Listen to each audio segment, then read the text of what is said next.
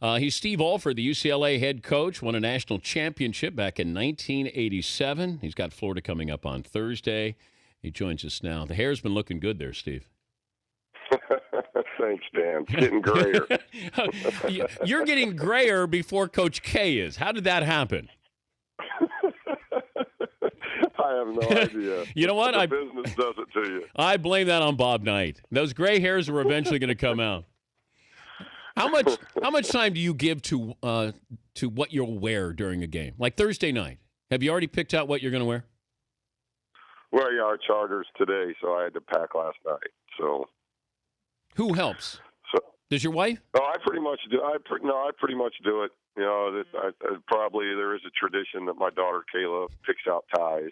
So, you know, she usually picks out my ties, but yeah, I usually do it. I got Reggie Miller next hour, and it just happened that way that I was going to have Reggie joining us today. And I still go back to that draft day when Indiana fans were so angry the Pacers took Reggie Miller instead of you.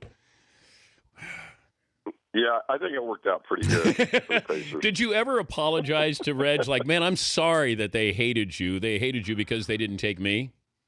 No, I mean, it wasn't one of, my situation obviously was a little bit different, but the Indiana fans are just great fans, but they fell in love with Reggie pretty quickly. I watched your team. I mentioned 5 games I saw, and I saw a different team, it seemed like, all 5 games. At what point did you realize that you had something a little more special with this team?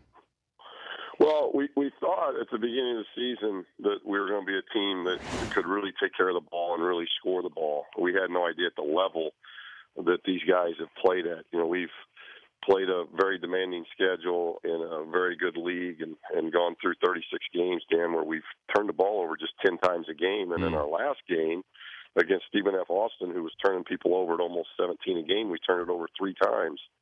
So we thought offensively we had the weapons. We just, to get to that next level, to get to being one of the elite teams in the country, we really had to buy in defensively. And it's taken us a while. You know, when it's a new program, I think you have so many things you're emphasizing that players can only take in probably so much in a year's time.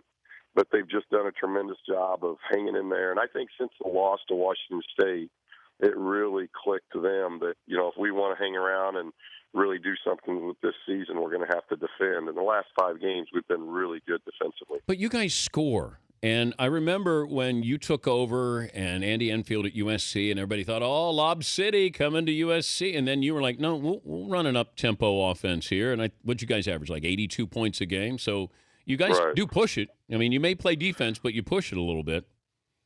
Oh, there's no question that, you know, we've been up tempo all year, and probably whether you look at assist-turnover ratio, you look at assisted baskets, you look at field goal percentage, 3-point, free throw, scoring average, we're top 10 in the country in almost all those, you know, offensive categories. So we've been very offensive-minded all year, and these guys like playing up tempo. So I think the faster the game, the better it is for our guys. He's Steve Alford, UCLA head coach. Florida on Thursday.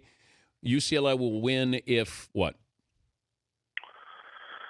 Well, that's a difficult question because they're so good, as you know, Dan. This is a team that we're playing. One, they're extremely well coached. Billy does a great job with his teams, and this is a team they've been there every year. They're at this point every year, and now they're juniors and seniors. And if you look at what they've done this year, they just find ways of winning. I've watched so much tape on them, and even in games where they're not clicking, the last 2 or 3 minutes, they find a way to make big shots and make big free throws of guys that haven't made free throws or come up with defensive stops.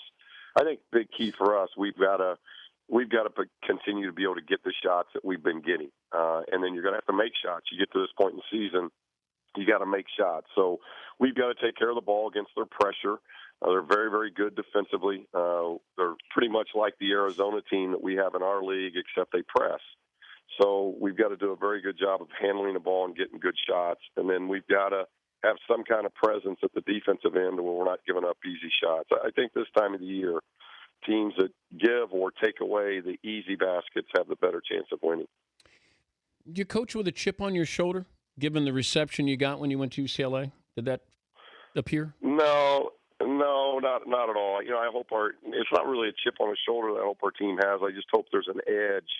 You know, we've been kind of in and out of conversations all year. The team hasn't, you know, and I've told the team, you know, we're in our first year and maybe we haven't earned that national respect yet. If you look at the body of work this team's done, it's been phenomenal to win 28 games and one of the 2 Pac-12 championships. And, you know, the league's been ranked 3rd all year. We haven't had too many teams in our league ranked all year other than Arizona. And yet now here we are with 3 in the Sweet 16. And so I think it's been a league that's kind of been under the radar, and so have we. And our team's been very consistent, but I get it. You know, I've been in it long enough, 23 years now. You know, I get it that it's not, you know, I think too many times it's about the press conference instead of the body of work and what you're going to have each and every day. And I think if you look at what our program is each and every day, as a fan, you should like what you see because these are terrific young men that work awfully hard and they're having a lot of fun. They play the game unselfishly. And if I'm a fan, I really like following this team. Your son, Bryce, is a freshman. Best and worst part of coaching your son is what? I've been very fortunate, Dan, because I was a coach's kid. So I've been around it a long time, and I've got both Corey, my oldest son, and Bryce, my younger son, on the team. So, you know, the absolute best thing is that you get to come to work every day and you set your game plan, whether it's practice planning, whether it's, you know, whatever you're trying to do in a game situation. You're getting to do that with your children, and so it's like getting to go to work with your children, and I think that's a joy. It's an incredible blessing. You know, the hard parts are, you know, you've got to. Me being a coach's son, I realize that I got to be harder on them than I am anybody else, and sometimes that can be a difficult thing when you're trying to balance the coach hat and the dad hat. And I'm very, very blessed that both Corey and Bryce are more than basketball players. They're great, great individuals, and they've helped the situation immensely. Bryce averaged 38 a game last year in high school. Is that right? Yeah, close. Yeah, 37 something. Yeah. What did you average in high school?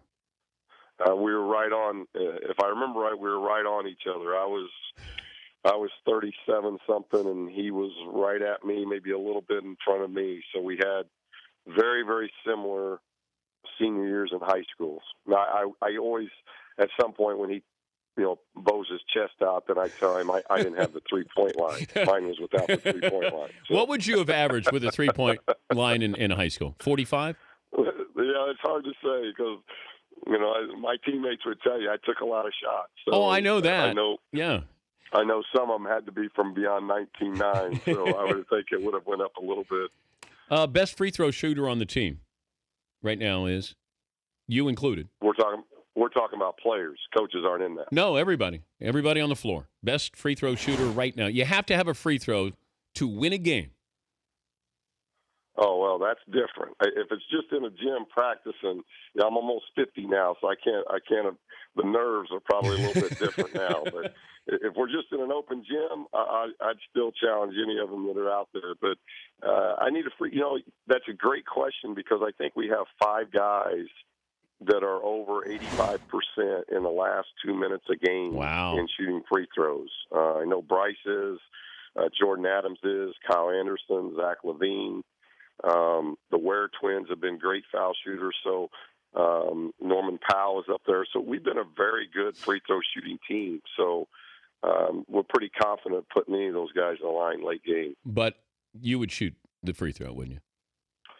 Yeah, if it was an empty gym in a practice, yeah. Okay. I'm not for sure at the FedEx building. I'm not for sure if I want any part of that.